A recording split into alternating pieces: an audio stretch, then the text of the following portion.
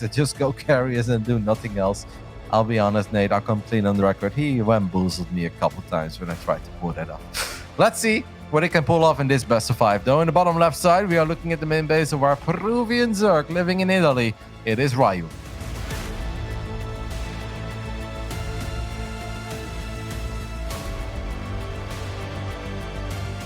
And his opponent in the northeast, we have the red Terran player. He is Kelazhur. Repping Team Liquid. Don't you feel like Kelazhur is putting all of us to shame with his very cool red microphone? You know, Kelazhur has always been kind of like a swag lord of StarCraft. You know, he has that cool calmness. He walks around. You don't really get to see him sweat it or get frustrated. He's like, you know, he'll go into a tournament, have like maybe top 16, maybe occasional top 8 finish, and he walks off the stage and says, "Oh, you guys have plans after this? You guys want to go hang out at the hotel bar?" I'm like, Kelazhur, you're just unbelievably chill, cool guy. And yeah, no, he does regularly put us to shame. Got a great attitude. And he just moved to the Netherlands. I took him to a football game once of my hometown team, Feyenoord. I think he liked it. It was fun. You guys, I've heard those games get quite feisty. Yeah, not too bad. It was like an irrelevant cup game. That's only honestly when they play against a team from Amsterdam.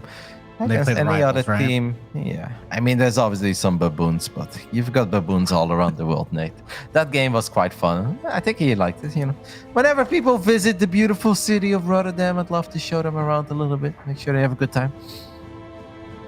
I can only dream to be so fortunate. I can only dream, Kev. Hopefully one day, mate. Hopefully one day. I do want to come out and see where you're from when it's more possible, I guess. All right, we've got a 2 barracks opening by the looks of it on this side of Kelazhur, so he could very well go for a little 2-1-1. For a little while, we would have a speech about how this build is not that great and it's fallen out of fashion. And then you watch Maru just literally ruffle stomp everyone by still going 2-1-1 as an opener. So I don't think we really need to get into that speech. That Reaper is actually finding some success here. Already a Zergling kill. You know, it actually reminds me, because I remember when he did this yesterday against Cham, actually, in the group stage before we were wrapping that up. And I remember Ben was like, "This is just so weird. He's doing this 2-1-1." Is like, I'm not sure that this makes it safe for those predicting the wins. And he executed it pretty well and was obviously, I mean, he kind of just swept through that series without too much trouble. So Kelazhur's been liking his little 2-1-1 action, a build from, I think I described it as like one of those that's up in the closet on the upper shelf that you forget about. And then one day you're like, "Oh, I need a jacket." You're like, "Oh, hey, there's stuff up here." And well, the 2-1-1, old reliable. No, can't knock it if it works, right? Oh, that's a pretty quick roach one coming down off Ryu, or Ryu, for the people who get very upset when we call him Ryu. But Ryu just rolls off the tongue a little bit easier. And you know, when I grew up, I always thought it was Ryu and Ken in Street Fighter. And then only much later, I realized that it was Japanese. But I always thought it was American. I was like, yeah, go Ryu. I mean, some of the best stuff from that is heavily American inspired, though, with some of the swagger that some characters have. You know, if you've some of the most popular animes as well have very, very heavy usage of some of that stuff. So I wouldn't blame you for having that as your opinion, Kev. That's awesome. You're good. You're safe. I didn't know that Ryu was a Roach guy, though. I've always kind of seen him as a Lingbane Mura kind of dude. I haven't seen him go with Roaches too often in this matchup. But it's cool to see that he's willing to switch it up, or maybe he's been practicing some different styles coming into this season. And we'll see how successful he's going to be. And maybe he looked at that other series that Kelazhur had against Eric, where even though Kelazhur sometimes had a good start, he actually had a hard time closing it out. And Eric finished at the bottom of his group. So maybe Ryu just looked at it and was like, you know what? If Eric can do this well, maybe he's not even in his best shape. Maybe I should try some Roaches too against you. 7 of them. Popping out. Has 5 queens at home. So when this attack comes, there should be enough to make the defense happen if he's in the right position for it. And he has the watchtower with a link. So Ryu sees that double medevacs coming over towards the 3rd. has an Overlord spread, actually 2 Overlords spread for full vision of that airspace outside of the main, and even has a Spore Crawler at the edge of the main with 2 Queens. So I don't really think he could be better prepared to receive this. If he executes on the actual control of the units, should be just fine. Forced to pick up, Medivacs boost over, says, oh, there's a Spore Crawler right there. He's going to try to zip around it anyway and unload these Marines, but changes his mind at the last second, showing a lot of respect to our Zerg player. Yeah, that man must be traumatized from Queens, because I feel like that's a fight you'd love to take with 60 Marines with Stim, even if they don't have +1 yet and they may not have combat shield.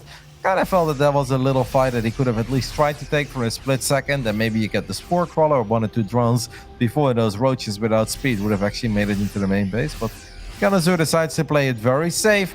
Ryu was floating a little bit of money there. He's playing this off single Evo, by the way. That's a little different, isn't it?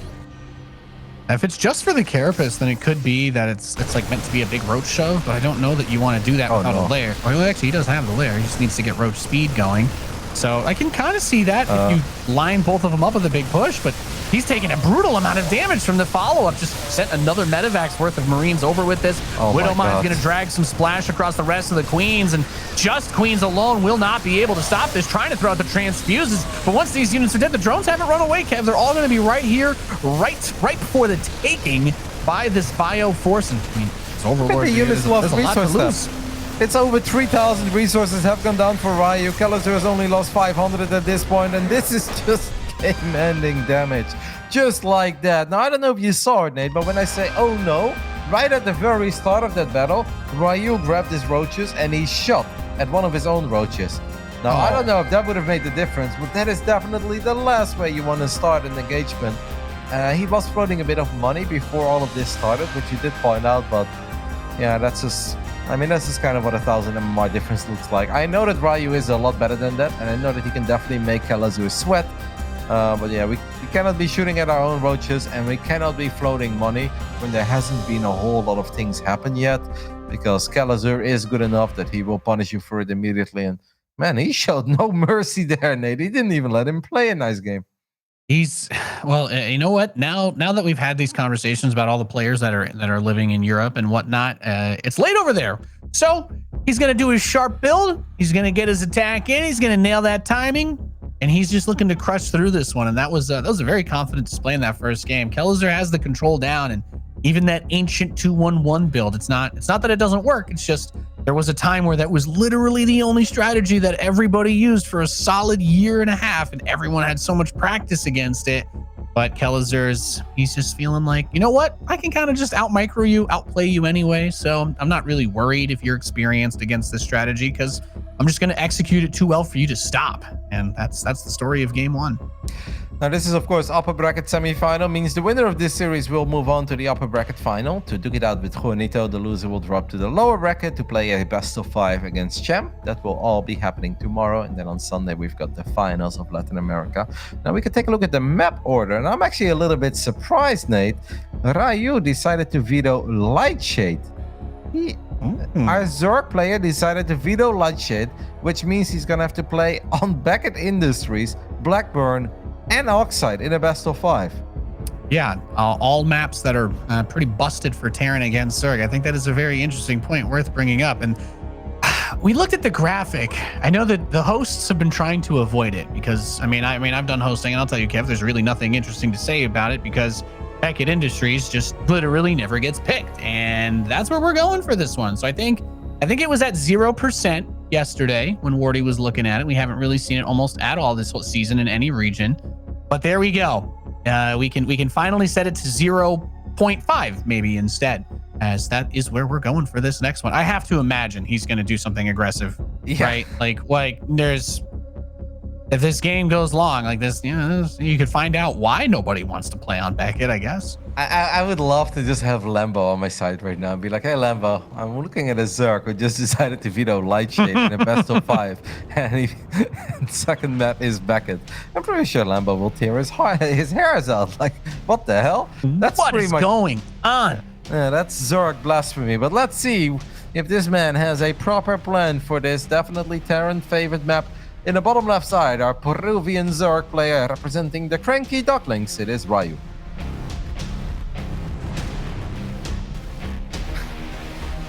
it. And his opponent in the Northeast, leading the series 1-0. He is Team Liquid's Kelazhur.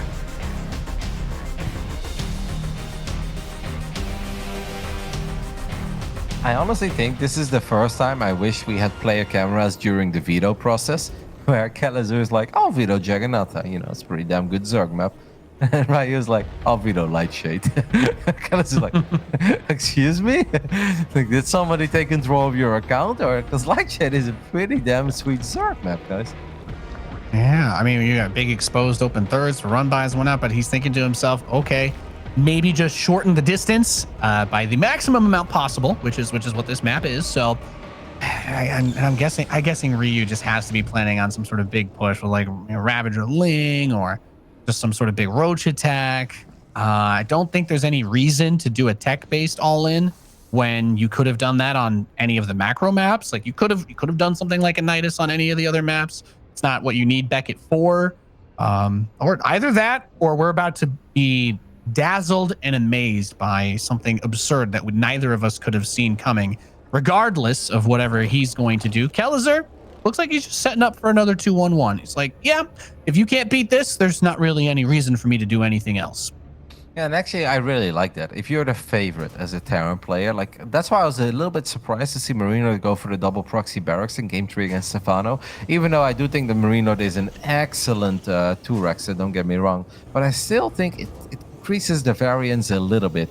Well, I think going for a 2-1-1, or in this case, it's a straight up 3-Rex, why the hell not? Oh. Like, the TLDR is that if you have a lot of Marines, you have a lot of firepower. And if you want to beat a Terran that has a lot of firepower, you're forced to kind of beat him in the macro game, because early on you're not going to find yourself in one of these scenarios where all they have are 4 Hellions and a Reaper. No, you're always going to have to actually kill an army that can fight back, and that's just really hard if you're the underdog. Indeed.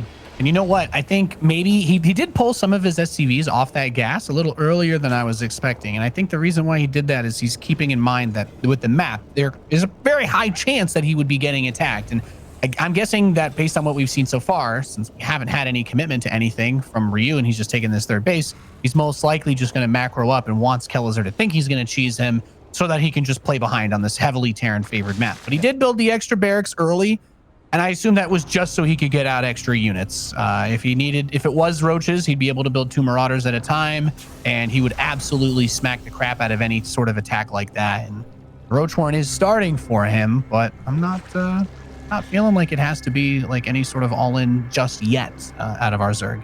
I'm still worried though, because like I've seen Cure do the 3-Rex a couple of times, and I did ask him about it. I think it was during a TSL actually, when I once had the opportunity to have a little chat with Cure, and I was like, man, you're like the only guy who's doing this in this matchup, and it looks really good. And then Cure's like, I think it's just good because I'm like the only one who's doing it, and the Zergs didn't have a lot of practice against it, but I think eventually this build belongs in the trash can, because I think they will figure it out and they're gonna take care of it. But I actually kind of like it, especially on this map, because Ryu is not gonna see this. He's gonna see 5 Marines and he will just think like, all right, last game you went 2-1-1, this is probably 2-1-1 again. But the Marine count is gonna be a lot higher. Stim is still gonna be done quite early, and I really hope for our Peruvian Zerg that he makes a few more than the basic amount of safety roaches, because this army, this move out, packs one hell of a punch. Yeah, there is a patrolling Zergling that's going to see this, and I hope he takes into account just how many Marines are coming, because Ryu is going to need a whole lot more than 5 roaches to stop this. 23 Marines on the map. Of course, some of them are back home now with the production, but he's already got that wall off set up, so he should be safe. Here comes the bio. There's the big Stam, just trying to focus down everything that is here. Queen goes pop. Roaches 1, 2, 3, 4, and the rest of the drones at this third base are forfeit. Going to be able to pick off the roaches as they spawn. And this is the hardest part. Maybe if all these units had been together a couple seconds before the army reached this place, he would have been able to do something, but everything was spread out. All the roaches he was building spawned at the other base as everything else was already dying. He didn't really need to have too much more than just these handful of Marines. Gets the rest of the Queens and up to 7 drones killed. Absolutely brutal start to this game for you. Yeah, I believe a man once said brutal savage wrecked. That's kind of what this boils down to. Now, of course, the factory is a little bit late after making all these units, but Kelazhur is going to be more than happy with the amount of damage that he's done there. He's up 8 workers. Ryu obviously lost a lot of his queens, so that means that Ryu is not just going to be able to snowball. And Ryu decides to just send it, Nate.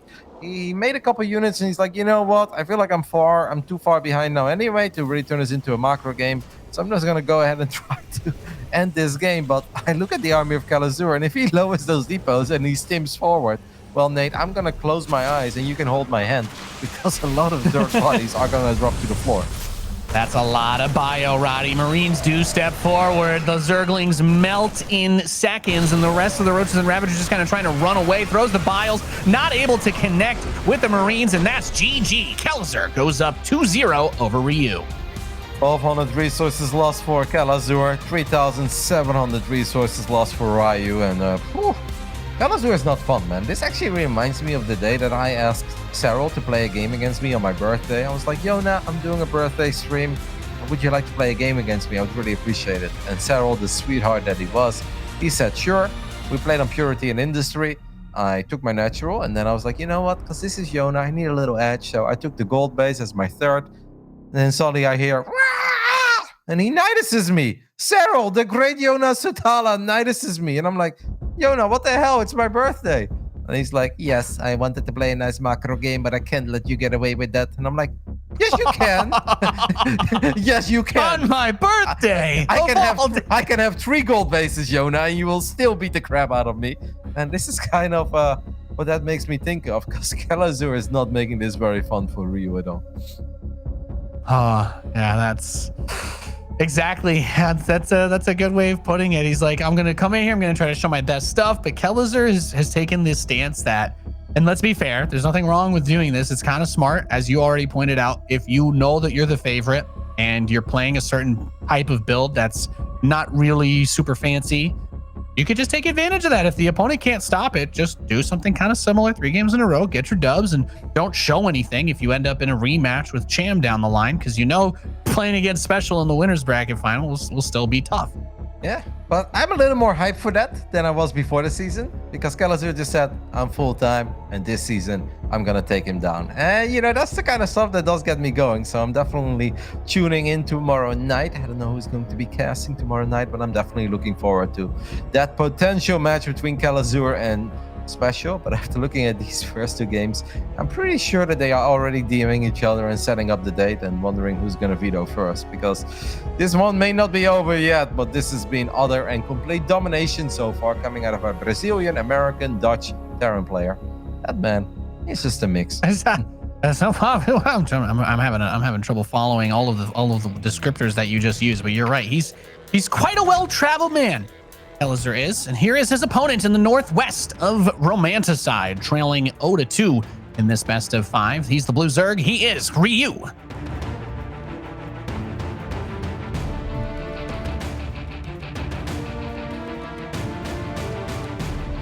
And in the bottom right side, this man showing no regard for Ryu's life in this best of 5. Hailing from Brazil, grew up in America, living in the Netherlands, it is Kelazhur.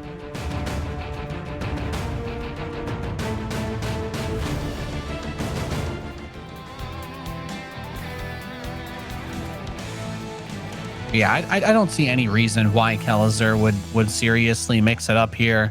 He does have the potential. I wouldn't mind it. I wouldn't mind it. Well, Kev, if there's anything that you know about me, it's that I prefer when the strategies are as far from standard as humanly possible. If Kelazhur wanted to do a double battle cruiser rush, I'd go grab a beer right now before this game ends, because that's what would be the perfect cap on a day of casting on Friday. There's nothing I could possibly want more. I don't see a world where he does it when he can just build 20 Marines and rip the other guy's face off. It's he's really been showing just how high of a level he's ready to compete at this season, and it's, as you said, it's almost boring just how much ease he's done it. His games yesterday were similarly brutal, just busting out those 2-on-1s and bringing the giga aggression and closing series out very quickly. There's definitely something you would love more than that, Nate. And that is having that beer with me on your side and a couple of Buffalo Wild Wings and some ranch. That's watching the ball game and they let my dog in too. That would be the best part. Oh, yeah. I still have those dreams about our cheeky football dates after the WCS casts. Good times, Kevin. Couple of fight nights, some pizzas. Those were the days. You had a little, what is it? The mango habanero? Ay, ay, ay. Spicy garlic, man. It's all about. Oh, okay, yeah, spicy garlic's where it's at. Spicy garlic. That's a good But point. Kelazhur is not doing any of that, so no beer and wings for Nate and I, unfortunately. Instead, he's opening up 2-1-1 once more. Now, on Romanta's side, hopefully Ryu just has a little bit more time to find himself in the position where he would love to be. And he shouldn't take... I mean, actually, it's so sad, because on 2K Atmosphere, at first, we really liked this setup. He had the queens and roaches on the low ground, then he had a sport crawler and 2 queens in the main. And we're like, we kind of like where this is going. But then right before he was supposed to fight the army, he shot at his own roach. And I have the feeling that it kind of flustered him. And he really fell apart. And yeah, nothing has really gone his way ever since. So hopefully we can turn things around on Romanta's side at least a little bit. Yeah, and if he can, I'd love to see him be able to strike back a bit, maybe get a cheeky run by in when those units come by. It's just tough because it's a bit similar to what we saw actually out of Specials series, where he was attacking a lot of bio, but he also wasn't rallying out in the middle of the map so that he could be caught or backstabbed in any sort of way. And Kelazhur, last game, he moved his army out. And then he didn't try to rally. He just stayed inside his base. If a counterattack came, he would be more than ready for it. Didn't leave a lot of windows of opportunity, and that's supposed to make it easier to deal with the main attack because it isn't going to be reinforced. But the control was just super high level and on a razor's edge because as we saw, it's actually really weird to think about it now, Kev, but because it was Beckett, because of the rush distance of the map that Ryu was willing to play on, that's the reason why the Marines got there 3 seconds before all the roaches finished. Yeah, no, absolutely. So it becomes even more of a head scratcher at that point. That map is so small that 3 racks suddenly looks good against Zerg. Yes. Oh well, I mean, Romanticide, fortunately for us, is not that small, and I really do hope that Ryu at least gets a little game going, show us what he's made of, go up to 4 or 5 bases, get a couple of roaches everywhere, get some map vision. Kelazhur is just once more sticking to the 2-1-1 this time. Makes sense. We see a spine crawler go down. All right, that's a man who's traumatized, because normally when you open up with queens and roaches, you don't need a spine crawler. But you know what, Nate? If it allows us to get a slightly more back and forth game going, I'll take it. Yes. Give us a little bit of tension. Give us some drama. Make it look. Put a little bit of flair, a little bit of pizzazz. Little Chef Emerald. Bam. Get some. Maybe need to reach out to M. Canning on how to make the game look a little bit more fun when you're up 2-0 and probably not going to lose. Right. Get a little bit of that flair. Go for a build where you can style maybe, or perhaps that's just him trying to show the respect again. I don't know. Either that or he's very late for his midnight party.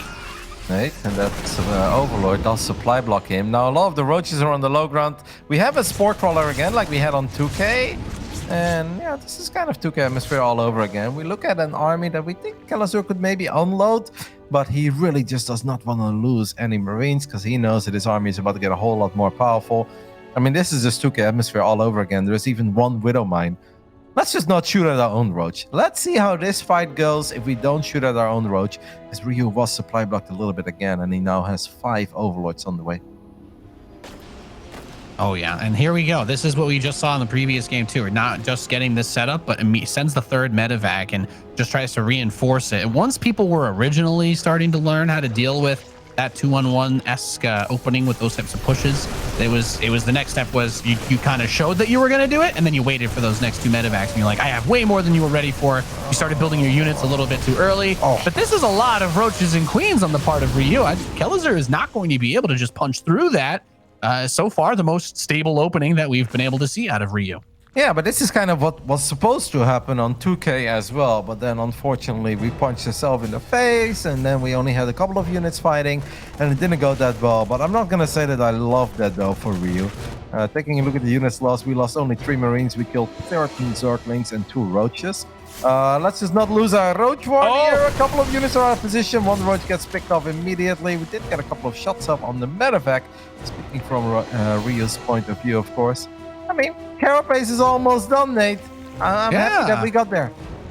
I was definitely sweating for a second when I saw him get so close to that Roach, Warren, right? I mean, if you shut down Roach speed right at this time, there's without the speed to move off creep, they are so unbelievably slow. Kelazhur would be able to, tap dance circles around him all day. So solid save there as he's going to split his forces up. Some approaching from the south, and he's still kind of holding this spot right outside the main base. It's pretty fantastic that he's been able to at the very least keep Kelazhur away this long, and that early Carapace upgrade, as nice as that is. Well, Kelazhur, he does have his 1-1. He's starting his +2. He's going to try to engage the Roaches over here outside the natural. There's a pretty decent number of them. They're starting to get mowed down. No transfuse energy available on the Queens, but he will back off then as he tries to push the 4th. But Ryu, he's on top of the ramp and he's ready. Holds that back, and we're seeing we're getting a little bit of that competitive game that we were looking for, Kev.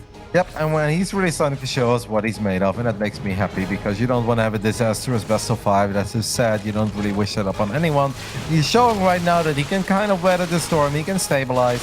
And I don't want to say he's winning this game, but at least he's up to 4 bases. He's got +1 carapace done. Now melee is on the way. We're starting to get maybe a couple of banelings on the field, and baneling speed is currently being researched. We are going to be forced to cancel this hatch, but fortunately, he did cancel it, and I feel like that hatch was off location anyway, so maybe that's a good thing. Yeah, this force is going back towards that southwest point, and it's sort of an interesting way that Ryu's been doing his expansions, because Kelazhur has not just been trying to do drops. He hasn't really forced many big drops. He's trying to do like these multi-prong assaults on the ground, but he's just being forced to go through this big open space where he's not really fighting for much other than pushing some creep back. And that allows you to just keep the main forces elsewhere, right in front of that 4th base, and having to push up a ramp, even with a bunch of Stim Marines, that's going to be hard because you have the range advantage on the Ravagers. Obviously, the Biles are going to force you to either step into him, where that is a lot of Zerg, or you step away, which is what he wants you to do. Just leave him alone, macro up, get the upgrades, and make that tech transition. Because, one thing we definitely haven't seen in this series so far is him with Lings and Speed Banes, and maybe this is where he's going to be able to start to pick up some ground.